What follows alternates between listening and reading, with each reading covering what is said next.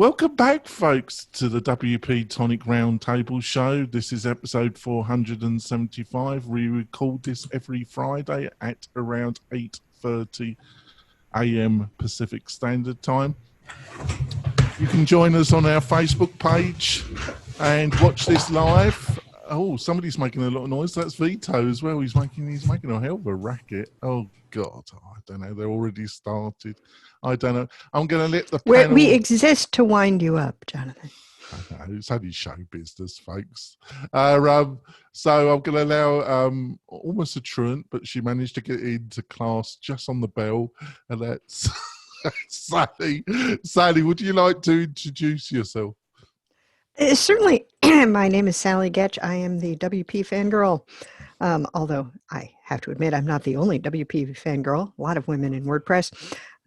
And the organizer of the East Bay WordPress meetup in Oakland, California. You're the unique one, the original. So, Spencer, would you like to introduce yourself to the listeners and viewers? You're mute, I think. Spencer being unable to talk. There's a terrible thing. There he is. He was very talkative earlier. We can't hear you. I'm unmuted now. All right, there we go. Spencer Foreman from LaunchFlows.com. Right, thanks. And I've got my great co-host on my interview show, Adrian. Adrian, would you like to quickly introduce yourself to the listeners and viewers? Hi, everyone. My name is Adrian, CEO and founder of Groundhog. We produce and sell marketing automation plugins for businesses that use WordPress. Right, and I got Vito. Vito, would you like to introduce yourself to the listeners and viewers? You're mute as well. Hi, my name is Vito. I'm the founder of WP Feedback. We help WordPress professionals collaborate with clients and with each other. That's great. And before we go into the main topics of our roundtable, I just want to talk about our show sponsor, and that's LaunchFlows. And what is LaunchFlows? Well, it enables you with WooCommerce to build really modern shopping cart experiences, and also really makes it easy for you to build modern day funnels for your clients. Basically, it enables you with WordPress to build similar funnels to ClickFunnels without the $297 a month it would cost your client or yourself to do that. With ClickFunnels, you can do this with free plugins and with LaunchFlow, and it makes the whole experience flexible so you can build fantastic custom funnels with Elementor, Divi, or with Gutenberg really easily for your clients. So if that sounds interesting, and I think it should be, go over to LaunchFlows. And also they're giving us a special coupon code which gives you 25% the normal price of LaunchFlows. What you got to do is use WP-Tonic Rocks, and it will be in the show notes. And I'll repeat that, it's WP-Tonic Rocks, and you get 25% of LaunchFlows. Right, let's go into the stories. This is from the Tavern. Will page builders remain competitive in the block era? What did you think of this one, Adrian? Yes. Yes, they will. There's the blocks will offer a new way to create design content that some people will like and some people will not like. And the page builders will continue to thrive because some of them have millions of active installations and it's a pain in the butt to switch. So I do not foresee any page builders going the way of the dinosaur once the blocket. What does Spencer call the Blogeddon? Blogeddon. The stack. The whatever the Blogeddon or whatever it's called. Oh, I'm not sure which reference, but I'm sure I'll remember it. Yeah. They're not. Yes, they will remain competitive, and commercial interests have shown that their incentive and their ability to create outstanding software is always rivals that of the open source community, which just by nature iterates a little bit more slowly than their commercial counterparts. So those who want dedicated support and dedicated teams and dedicated communities for commercial solutions that they know will be and they'll be listened to and valued as customers will continue to purchase from page builders, while those who are on a budget and as blocks get more and more and more advanced will be able to use Gutenberg in order to do that. Which brings up actually a good point. The value proposition between page builders and the blocks is not necessarily always related to the actual functionality of the blocks themselves or how good they can make pages look, but actually it comes down to sometimes support and the community involvement around those particular tools, templates, and the availability of essentially like quick start and ability to get started quickly. If you go to the Elementor community, they've got templates and all of these different things, and a lot of that just doesn't exist for the block set. I'm sure it will eventually, but that's also another value proposition to take into account. Support, community, and pre-existing templates and all of that stuff is something that page builders currently have, which blocks do not. I'm sure they will eventually, but they're not quite there yet. And even when they do get there, everybody there, Elementor is so ingrained into so many businesses, and as is Beaver Builder, as is Brizzy, as is Thrive, as is all of the other ones. They're so ingrained into businesses that people aren't just going to switch overnight. And I don't see it going away in the next 10 years until websites just become obsolete altogether. I'm just fascinated because I think this 17 million investment in Elementor that we talked about last week has really put the fox into the chicken coop, really. And I think it's flustered some feathers in Automatic. I actually think they're what they did with Gutenberg, they thought it was going to unify, and it's actually, it might have the opposite where it will actually fragment the market much more. What do you reckon, Spencer? My take on this is a little abstract, but I'll explain it like this. What? It's like an airplane. Yeah, you got some strange sound today. Not here. Coming for you. That's not coming from my side of things. We have a no-fly zone for the president. No, I'm just kidding. All right. So this thing here, the USB cable, with the exception of Apple, revolutionized. I reckon that's the cable you need to use for your sound. Am I still muted? No, you're not. No, it's not up to its normal quality. It's not terrible, but it's not. Right, go on, keep going. Sorry. Anyway, the situation is that I remember the days, and again I say before Apple screwed up, I think it was the USB-C, but back in the day before USB, when you wanted to travel, you had to load your bag up with 5 different charger cords and cable blocks and all the different unique kinds of cables. And even, God forbid, before laptops, when you had different types of printer port cables, is cable, cable, cable, cable, cable, cable, cable.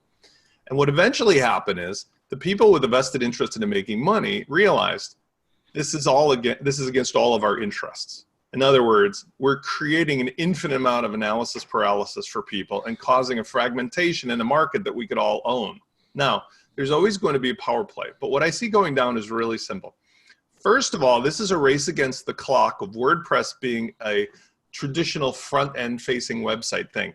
I feel that in a short period of time, we're going to be moving to, my girlfriends, the AIs here. You're just going to be talking to websites, or they're going to project it into your glasses or in your brain, or it's going to be everywhere. Not just a traditional build a thing that you scroll along the screen with. So that's the end point where all this becomes moot. But in the meantime, I 100% think the real race is who will build the all-in-one ecosystem that enough people realize it's just easier to use. The problem with the people who are saying yay in favor of Gutenberg is they don't realize there's no freaking way that they will get their shit together in time to compete with the 100+ people of Elementor and the other page builders who all are tied into the financial benefits of their clients. Win, win, win. With Elementor, they care, and so does Divi to a certain degree, Beaver Build. They care that you get successful results on your WooCommerce shop or on your membership site. Gutenberg is still sitting there gesticulating over the theory of what we should build and why. By the time they figure it out, it'll be too late. Now, on the actual page builders themselves, what I'm seeing is it doesn't matter. If you take an Elementor plugin and you put it into a Divi build site or a Beaver build site, works fine. Beaver Builder works fine inside of a Divi site. It's stupid, but it works. Divi works fine inside of everything, except it just slows everything by 8 seconds because there's inefficiencies in what they do. That's no knock on Divi. It's a designer tool, not a marketer tool. Point being, the people use the tool that is like the thing that fits best in their hand right now.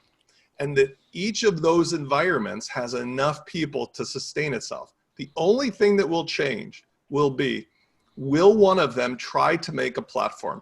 And personally, I think they will, but I think it's a mistake. And the reason it's a mistake is because they'll get to all the time and trouble of building a platform, and then the bell will run out on the, we don't give a shit about building scrollable pages anymore. And all of it will be for naught. Because when the USB cable came around, the entire cable industry changed, and all the manufacturers just went to saying your stuff has a USB, A, B, or C connector.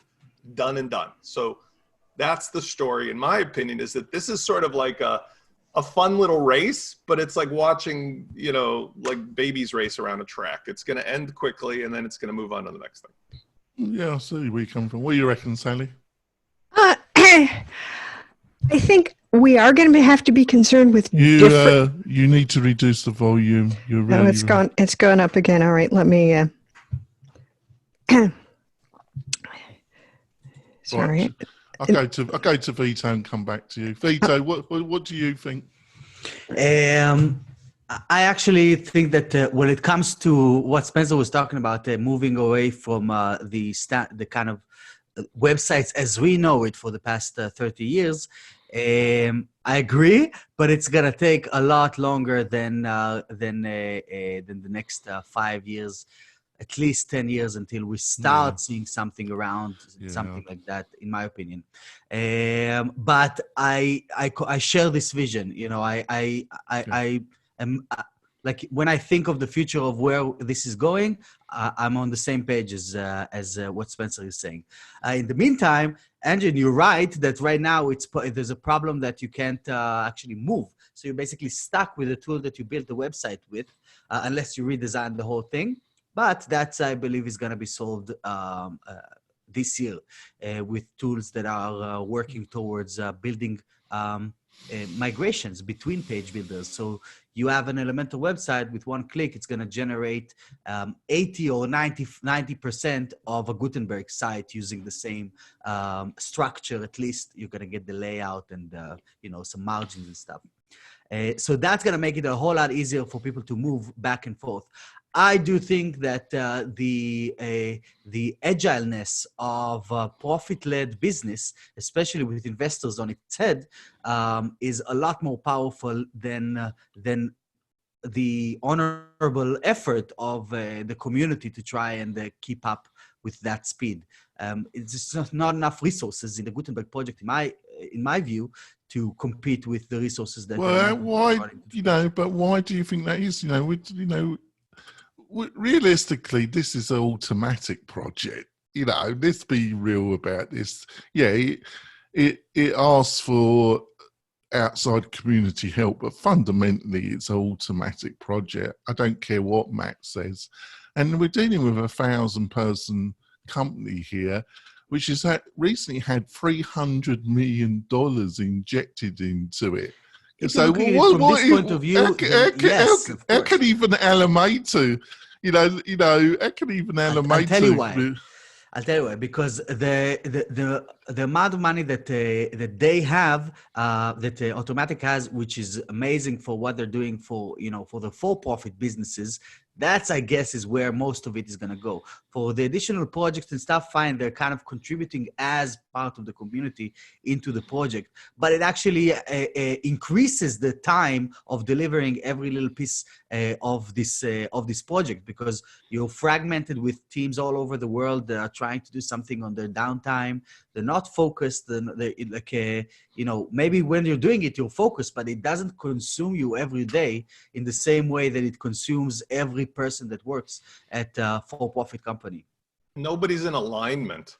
The difference is You could have $100 million and 1,000 employees, and nobody is mentally, financially, spiritually, motivationally aligned with any vision, let alone an incentive. If you look at teams on each of the page builders, right? Like especially the Israeli team, Elementor, like that's an army of people. Everybody has a vested interest in success. And you look at WordPress and everybody's leaving because it's like a dysfunctional family. So you could pour $1 billion, it won't change that. You know? Yeah. So Sally, hopefully Is my it's a little bit faint now. It's a little bit faint. Well, honestly, can't win for losing. Let me just turn that up a tiny bit. Is that better? Getting it. That's it. That's Okay. the sweet. That's the sweet point. Okay. Anyway, I think that one thing is the popular, well-established page builders definitely have a future for, maybe not forever because, things may change in terms of what is available to, the different ways people interact with information on the internet.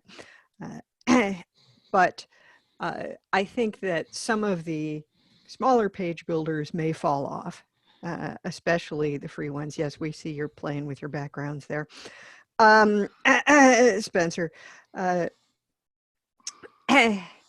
And it's also true that, there are Gutenberg block plugins owned by, in one case, GoDaddy, and in another case, WP Engine. There are some people who are putting money into that. And, we don't know exactly where Automatic is going to invest its time, but a few more full-time people working on Gutenberg, it would not be unheard of, especially if that's part of what they're planning to, roll out to the companies like Salesforce and more of the VIP stuff. So I do think that, particularly Elementor and probably Beaver Builder will have a good several years ahead of them, and certainly enough time and enough people and enough focus to be aware of how the future is developing and adapt to it. And I also think that among the fairly large number of people who were not using page builders, or who were using page builders that were frustrating to them, not to mention any names, Visual Decomposer, and, are likely to switch over, that there's already, websites do need to be redone every few years regardless. I don't understand, why does Gutenberg at this stage even need to be competing with the page builders? For example, isn't it enough that they just say it's competing with the old editor? Isn't that enough? Because I don't understand why they're competing. If you wanted to use a page builder and still use Gutenberg, that's what you're getting anyway, because you can't avoid it unless you specifically install the Classic Editor plugin to go back to the way you want it to be. So if they just focused on, okay, we're fine with the position. We own the hotel. Yeah. Walk into the hotel, you're going to get our furniture. Why do they even have to have this conversation like we're going to win against Elementor? Because who's having the conversation? I think that the question comes up.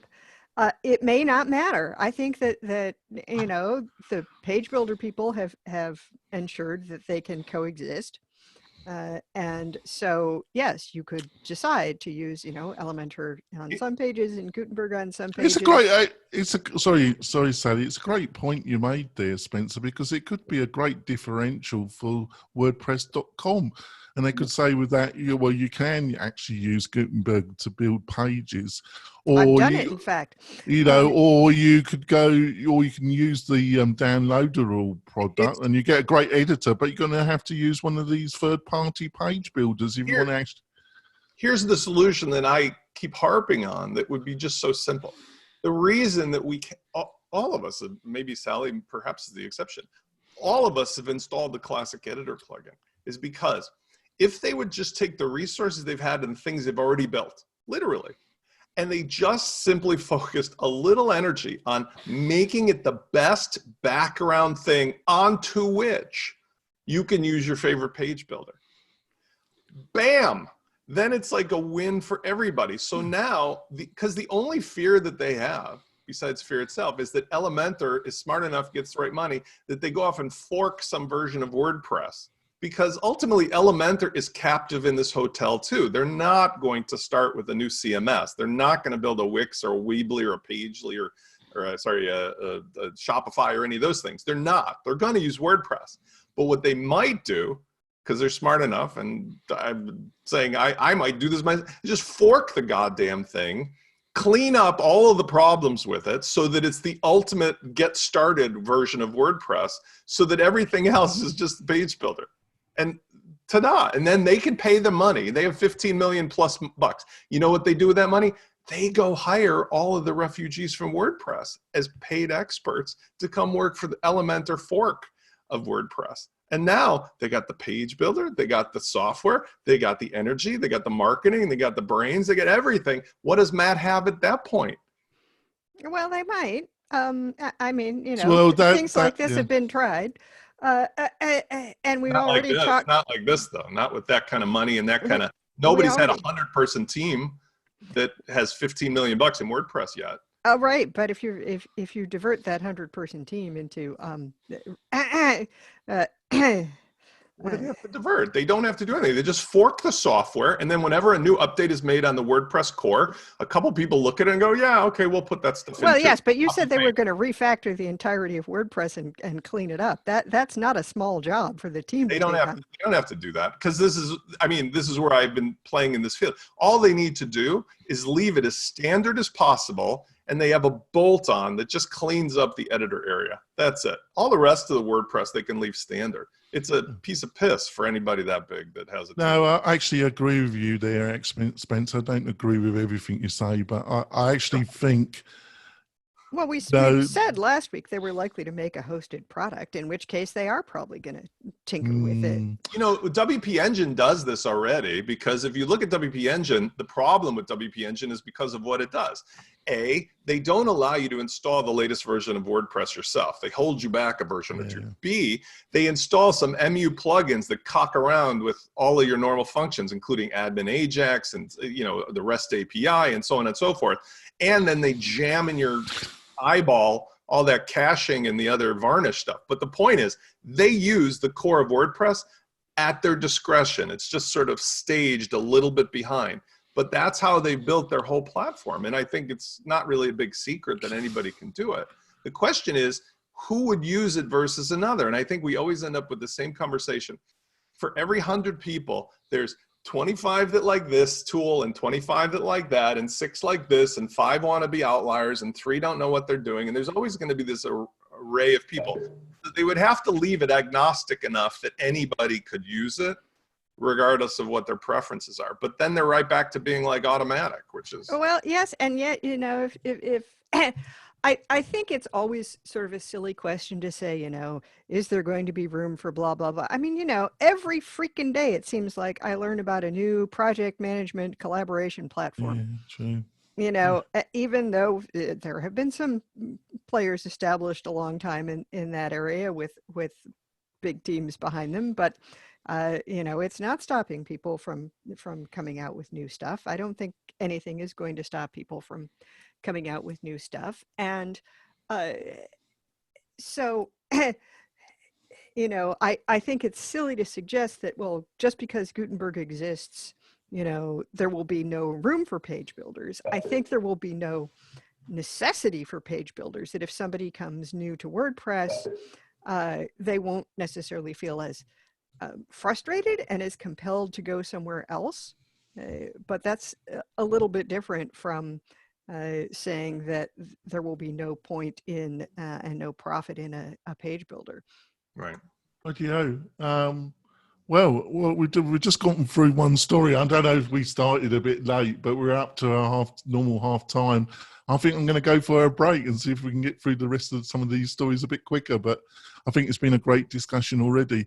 We will go in for our break, listeners and viewers. We'll be back in a moment. We're coming back. We had a great discussion about page builders. Page builders and hosting. If you ever want to get a WordPress group really having a good argument, just talk about page builders and hosting. That gets them going. On to the next story, which I think is a really interesting one, and I'm going to be fascinated by what the panel thinks of this one. Lambda School is Silicon Valley's big bets on reinventing education and making student debt obsolete, but students say it's a cult and they may have been better off learning on their own. So what did you think of what do you think of the company, and what do you think of the idea, and what do you think of this article, Spencer? Well, I think there's a general rule. When I was growing up, I was taught that if you ever get pitched something by a guy whose name is Austin, spelled with an E, run as far away as you can. Just one look at this guy's picture and his name, and I would start to wonder what's happening here, to be quite honest, because he does not inspire. Would you buy a used car from that guy? Huh? I said, would you buy a used car from that guy? I mean, looking at his picture. I mean, Oh God, this is terrible. You've been horrible to this guy. Sorry, but the bottom line is we just came out of the WeWork scenario, and I'm old enough, like I say, I keep reminding those kids out there, I'm old enough that I've seen every kind of snake oil in my professional and personal life to know in advance that there are people that just do these kinds of things. Why they do it, it's too bad, because it takes away the good things that other people in life do. That's the drama of living in planet Earth at this time. So the point is, I do agree that the future of education, and Rob Walling has expressed this on your show and otherwise, and there's lots of intelligent people, controversial or not, like Peter Thiel. I do feel that education is completely broken at the moment from the standpoint of how it is financed and how the money interests have taken it over as a business versus it being a fundamental part of our society. Because I think that there's huge benefits to teaching kids how to be independent thinkers and skill-based thinkers and so on and so forth. That is not what you're buying for $450,000 at Tulane. You were buying an education to become a cog in a larger machine to serve the needs of the corporate owners when they promised you that you would get a lifelong sort of like safety net or pension or something else. Now that that promise is broken, there's only a few professions that would mandate that level of a compromise, like if you're going into medicine or something like that. For the rest of the world, kids today could get their education online with interests that they really have or want, or they could do it in a trade type of a vocational thing, which is also coming back again. So I like the concept. And whenever there's business opportunities like this, that things are changing, douchebags will come out like this. And from what I read, I want to say, listeners and viewers, obviously, Spencer's views are obviously his own. There's no reason in the world we live in that there should be a story about this kind of douchebaggery, which is just, I'm saying allegedly, according to the article, is just outright chicanery. It's outright thievery. There's no reason that you should be taking that kind of money from people for an online education and not deliver it. It's just obviously. Well, we don't know that. I'm fascinated why you're so critical of this. Actually, because nobody would call a school a cult. There's no, if you went to like the University of Illinois online, there's a million people that might have gone there. Not one of them would have ever come up with the term, man, that was a cult.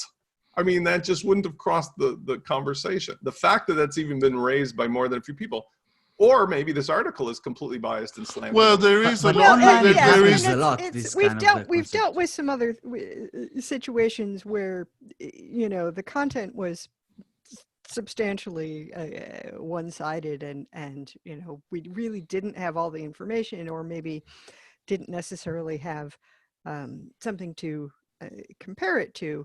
Now, these sorts of boot camps and things, some of them are ripoffs. I mean, I have a friend of my husband's ended up going to Full Sail Academy and paying a shed load of money, and when he heard about it afterwards, he was like, oh, I wish you had asked me first. That really, you're not getting your money's worth out of that. And, and I know people who've gone through boot camp type programs and it's been very good for them. So I think it depends a lot on the program. It's kind of interesting, the proposed business model for Lambda School, that you pay them after you get That's the heart of the problem too, isn't it? Get a job, but indentured servitude. But then, yes, it's a little. It's basically like your student loan doesn't come from the government; it comes from us.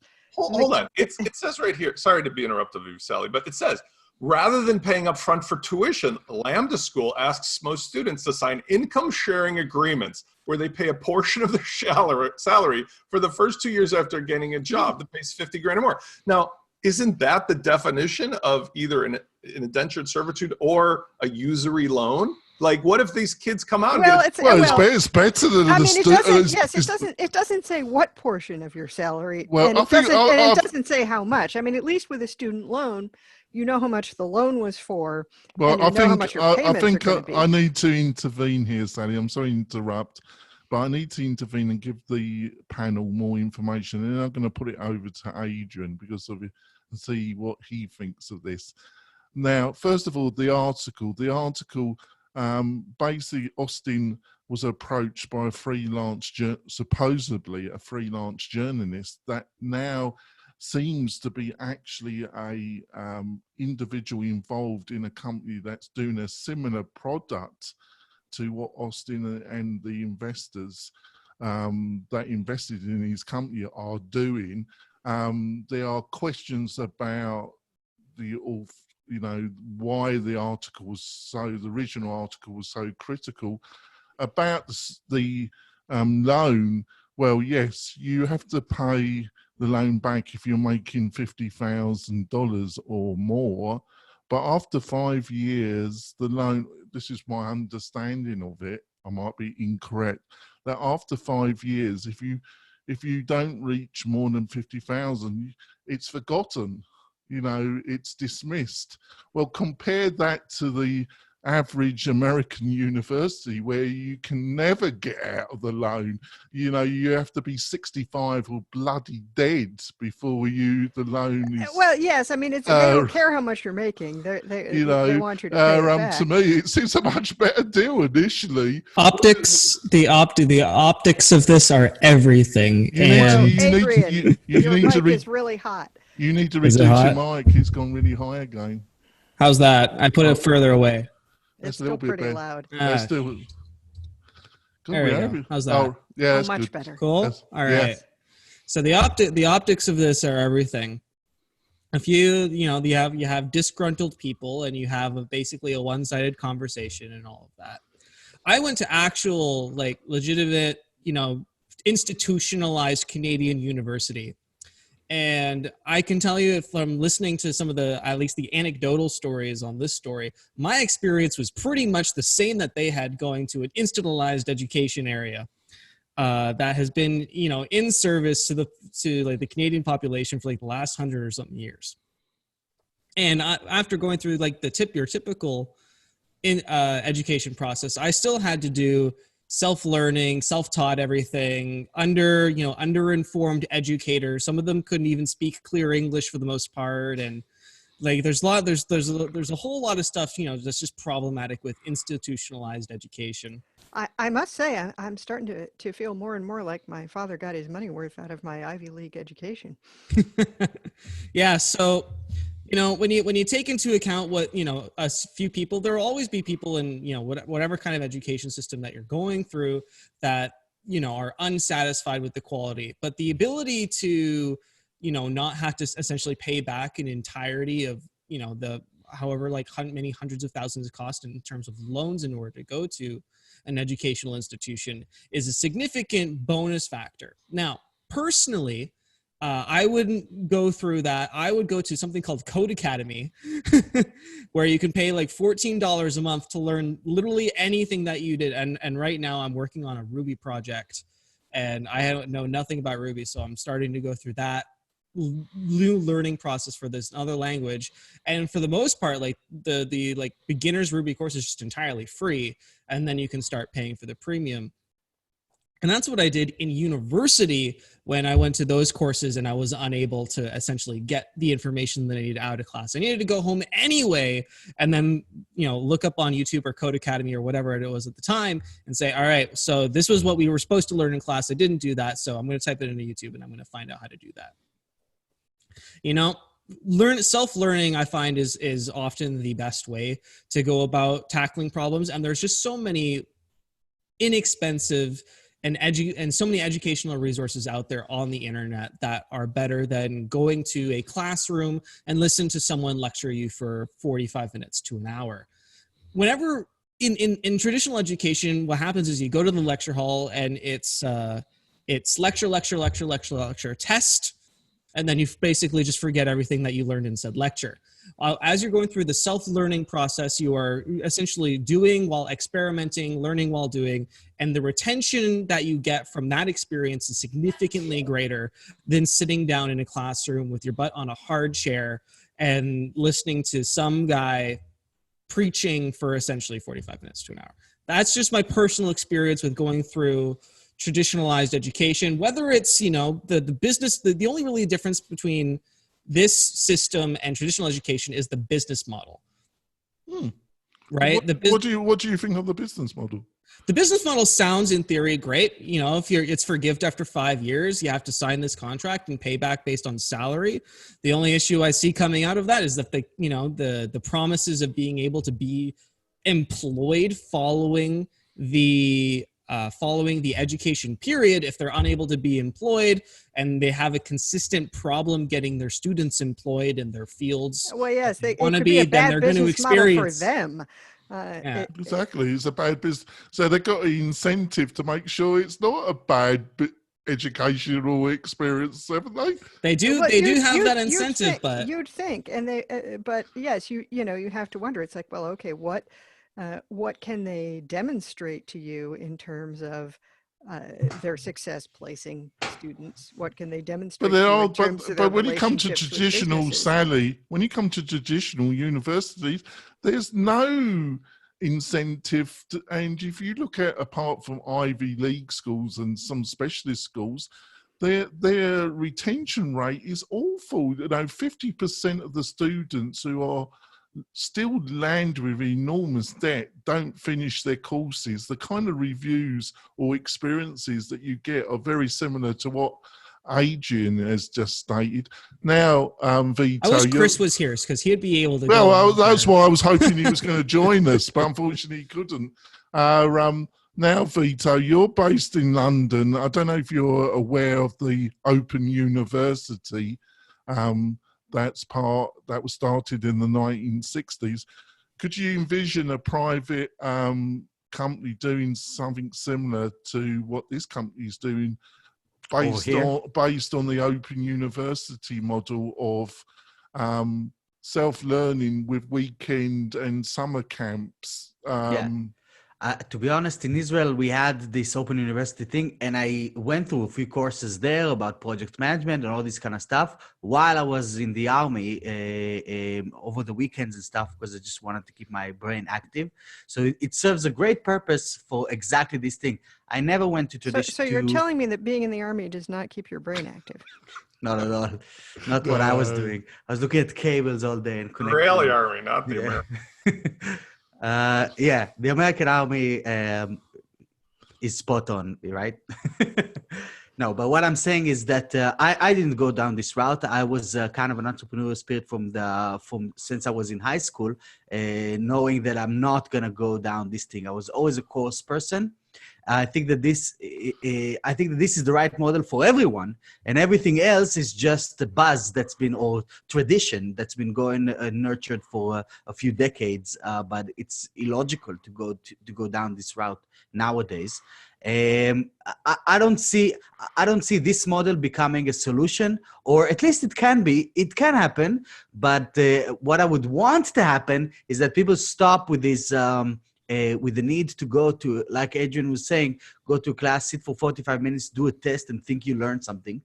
instead of actually implementing things in the real world and getting real feedback from interacting with markets, interacting with people, interacting with whatever you want to do. That's why a lot of people that go down, a lot of my friends that went down the traditional route ended up doing nothing even similar to what they learned about, just because they had no idea what their day-to-day is actually going to look like when they finished 4 years of learning something. Here's the difference between going to an educational institution for computer science and then taking a course called, building your first WordPress plugin with PHP. At the end of the 6-month term of your semester for taking that one course in university, you have learned some basic programming things. Then you go take an exam and you get 75 to 80% of your exam and you get a credit. You go take a maybe 1 week, 3-day online course on how to build your first WordPress plugin. And at the end of that for term, $100, for $100, sometimes even free, yeah. You have an actual minimum viable product that you can go and you can give it to other people and maybe even sell. And your return on investment for that, I think, is a little bit higher than a credit. Yes. Well, the answer is don't go to university for computer science. Don't do it. The thing is, if you want to learn a skill, university is not a good place to do it. If you want, but I think what Sally, you were talking about learning to think independently and think critically and analyze stuff and do things is a lot of what I learned at university. Yeah. I think you're spot on, Sally. Sorry, Spencer. I'll put it over to you in a second. I think you're spot on there, Sally. I think this is the problem in America, Canada, and in Britain, is that a lot of vocational training was pushed into the university system, and it was never designed for practical vocational training. It was never designed for that. Because everyone wanted to have a degree. I want to have a degree in music, the outcomes have been disastrous, not only financially for society, but financially for the students. And it's been a lot of this has come from the traditional universities who wanted to increase their scope, the size of their universities, and the influence they had over training. And a lot of the blame must go to these universities who wanted to take over all this vocational training sector, and also the private university sector in America, which is it's been an absolute also disaster with multiple investigations. Over to you, Spencer. I mean, I'll just elaborate on the point, which is that the only purpose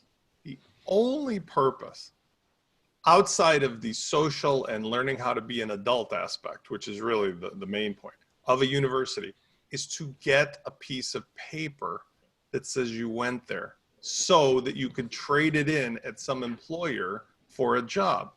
That deal has been broken. So that you can meet the other people, the Stanford classmates who will hire you into their startup. I totally agree. That's why I put a line in the sand. If I was to say to my college age kid, I say this now, I say, the reason you're going to school has nothing to do with what you're learning in class. It has to do with meeting the other people of your age who will be your future colleagues and referrals and peers, and learning how to think and act on your own like an adult.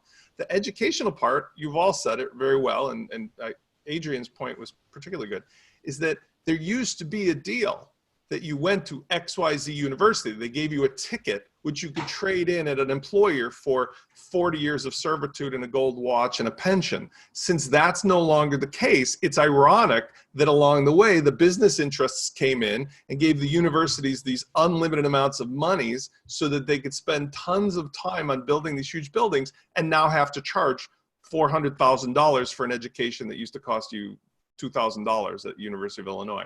And that thing is what's broken, because I was going to say, if you have enough smarts and independent mindedness to go to the local city college and take a 1-day course or 2-day course on plugin building, you know what you can do as well? Just get on the fucking internet and search, I want to learn how to build a plugin, and do it while you're having your cereal in the morning and a cup of coffee. Because that's what everybody I know, including myself, has done. And you can go as far and as fast as you want without ever getting out of your house. But that's not what people are Which buying. is the important point for They're Spencer. buying, right. They're buying, well, you know, when I was young, I got out of the house. They're buying the ticket that allegedly is the entrance to some country club, or, and I think that's still fair, they want to be with other people. Now, for that reason, go do that, but do it at a university that costs you, you know, $1,000 a semester. I think one of the biggest ironies is, at least here in Canada, the employment rate out of universities for someone in their field where they graduate in the field is like below 10%. It's really atrocious. But if you go to, because we have a difference in Canada between college and university. College is vocational trades training for the most part here in Canada, and in America it's pretty much like the same thing, college, university. But there's a very In America, the difference is whether or not you have a graduate school. Yeah. If you have a graduate school, you're a university. If you don't, you're a college. Okay. So in Canada, it's college is vocational trades and all that stuff, and university is, well, the same as like a graduate university in the United States. And if you go to college in Canada, you're basically like guaranteed employment at the end of it. And like traditional employment, so and anywhere from traditional employment in Canada is like anywhere between $50,000 starting salary all the way up to $250,000 a year, plus pension benefits and all of that good stuff. And that's like more or less guaranteed if you go to college in Canada, but nobody does it because it's just because everybody wants the piece of paper, right? It's great. That's the irony of the situation. I'm going to give you an anecdotal story here. My ex-wife went to Virginia Tech for chemical engineering and pure mathematics, right? And she was a top A student. And she wanted to go back to Virginia. She took me back to Virginia and to meet some of her previous lecturers. And she was the head of, I forgot what, ex-student thing, but she was the head. She was one of the top people of this ex-student of Virginia Tech, and we had to go to a couple of meetups, and I met one retired one of her, I think that was her supervisor of a dissertation. And he was talking about the university, and then somehow we got on the subject of vocational colleges, and his arrogance and dismissal of vocational education was breathtaking. He said, "Oh, that's only good for hairdressers." And I thought it was yeah, academics can be terrible snobs, and they really have no idea what they're talking about. I mean, someone's got to do all the wiring. Someone's got to do the internet. Someone's got to do, you know, there are like behind the scenes, like very good paying jobs that are, you know, traditionally based in, you know, that are required by society that you can go learn at like a vocational trades college and be guaranteed comfortable living for the rest of your life. But nobody does it because everybody just wants to go to university. But I think it's coming back. Well, now. you know, and it's like the robots might do it, except it would actually cost a lot more to produce robots to do it. But it's like, you know, they can't offshore your job as a plumber. Right. And plumbers make bank. So much bank. Solar panel installers, machine operators, everybody who needs to run the new stuff. Those are the vocations that are there. So if you took the coal miners of old days and you turned them into solar panel operators, or, you know, people that have to climb on roofs and stuff, those jobs are unfilled right now because there's too many of them and not enough people trained. So Adrian's point is well taken. There's this stigma that came from the same bullshit sales tactic that made people pay all this money to go to a university. But now kids today are starting to wake up to wait a second, like if I just do this. Well, employers started requiring a degree. Yeah, they're just as bad. For things where it was irrelevant. Now, sorry, Sally, again. I've spoken to a lot of young people recently, and not for the reasons you think, Spencer. They tell me the only reason they go is they feel forced to. They feel forced to by their parents and also employers. because What employers? unless you have that. There are tech employers now that don't require degrees, but No. more and more places require degrees where really it's not relevant. You don't even get in. You don't even get an interview unless you have a degree. They feel Parents, the parents, because that's my generation. The parents who went through this, who have their own social problems to deal with competition and keeping up the judges, they can't be the ones that their kid doesn't go to the blankety blank university, even though it used to cost $6,000, now it's $600,000. That is changing. I'm right in the middle of that now, and there are outliers because we can call upon the Peter Thiels of the world and say, no, you know what, my kid's smart enough to figure out something that doesn't involve me going into bankruptcy to pay for it, or vice versa, him being in bankruptcy or her being in bankruptcy. And I think what's happening is when these other types of trade-like jobs, trade-based jobs, which are not low-tech at all, they're very skilled, but they're very focused, right?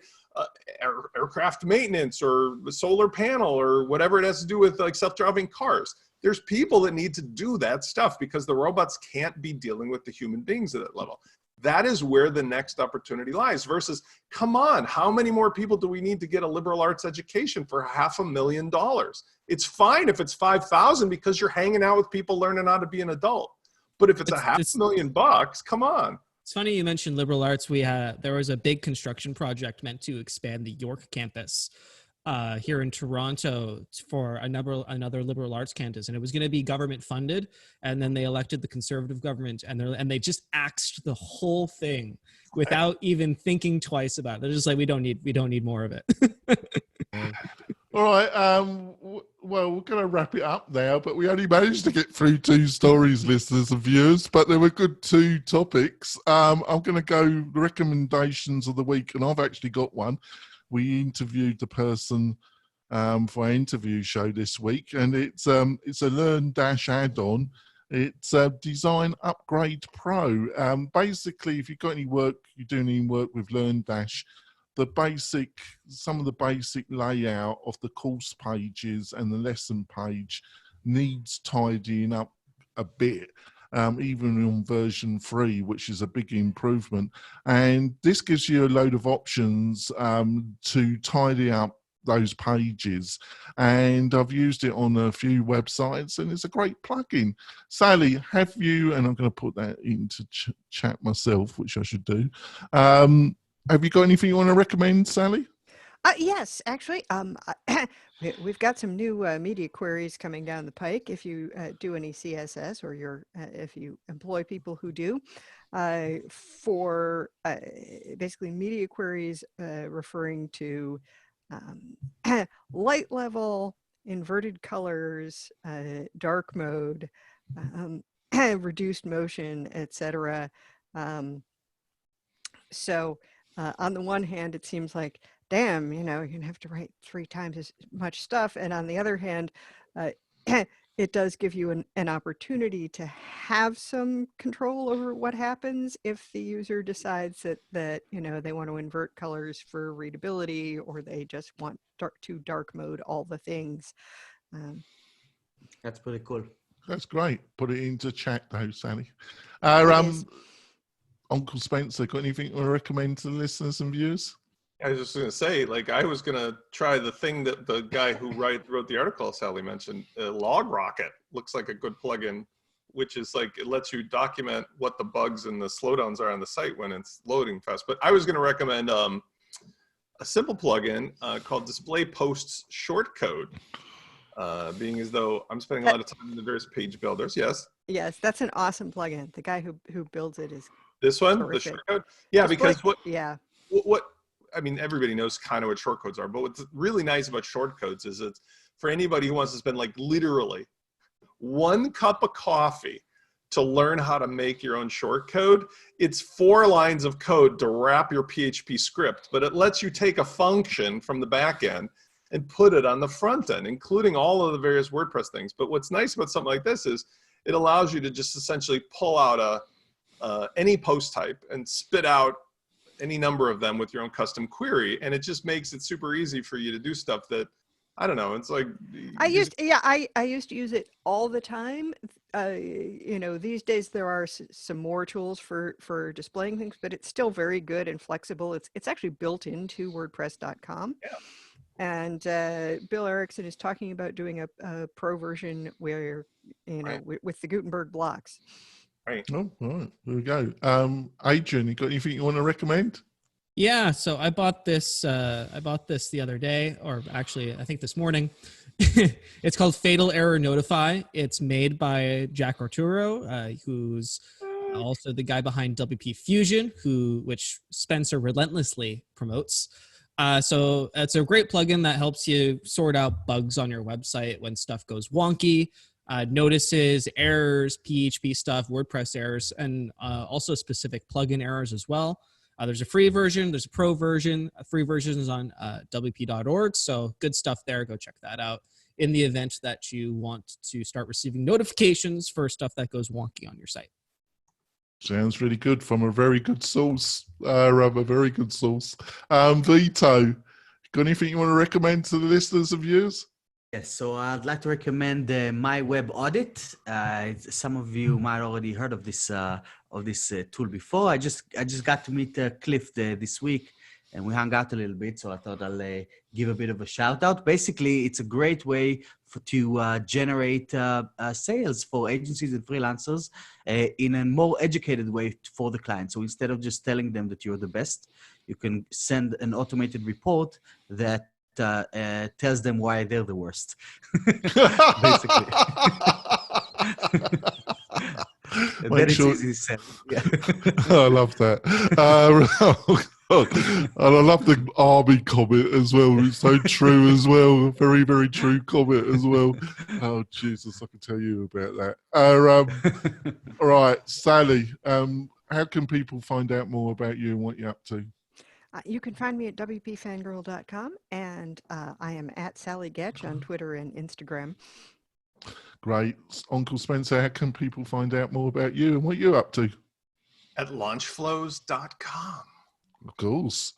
And he's doing a lot of work there. Adrian, how can people find out more about you and what you're up to? You can go to groundhog.io to learn about how we can help your marketing automation woes. And he's doing amazing stuff over there. It's a train moving fast. Vito, how can people find out more about you and what you're up to? So come join us at wpfeedback.co. You can join for free and join the network. It's growing really, really fast, and everyone's invited. Oh, that's great. We'll see you next week for another great discussion. I thought this week's was fantastic. But we'll see you next week, folks, for another great WP-Tonic Roundtable show. See you soon, folks. Bye. Bye.